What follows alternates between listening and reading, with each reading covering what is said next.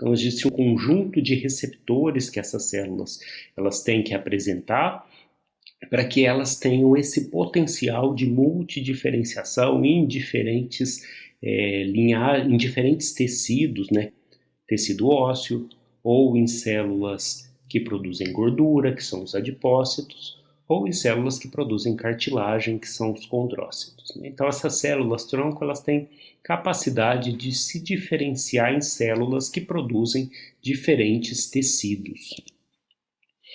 Como que a gente faz para coletar, né, essa célula? A gente pode, primeiro, extrair o dente, tirar o tecido pulpar do interior desse dente e a gente vai fazer uma cultura primária dessas células. Coletar esse tecido, colocar dentro de uma garrafa, dentro de uma placa de cultura e essas células vão crescer a partir desse tecido, elas vão se proliferar a partir desse tecido. Isso pode ser feito por explante, né, quando esse tecido é cortado em pequenos pedaços e as células vão proliferando a partir desses pequenos pedaços, ou por digestão enzimática, em que esse tecido ele tem uma matriz extracelular, então essa matriz vai ser digerida com algumas enzimas, como dispase, colagenase, e aí as células vão ficar soltas daquela matriz e elas podem proliferar quando elas são colocadas em cultura e recebem os nutrientes necessários aí para sua proliferação. Quando a gente está pensando em pesquisa, a gente pode utilizar também células de linhagem, que são células imortalizadas e que têm capacidade aí de proliferação ilimitada, né? Então a gente pode manter essas células no laboratório por um longo período de tempo.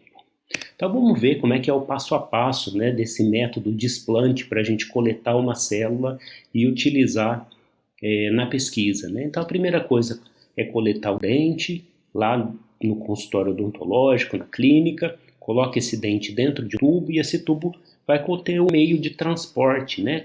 E esse meio de transporte tem os nutrientes necessários para manter essas células vivas, tem antibióticos, né? Porque a gente lembra que a boca é um ambiente contaminado.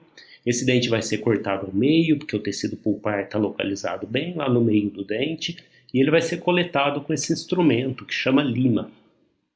Depois de coletado, esse tecido vai ser cortado em pequenas porções, colocado nas placas de cultura e adicionado o meio de cultura para que essas células possam proliferar aí a partir desses explantes, né? Elas são mantidas na estufa a 37 graus Celsius com 5% de CO2 e com o passar do tempo a gente observa a proliferação dessas células a partir desses explantes, né?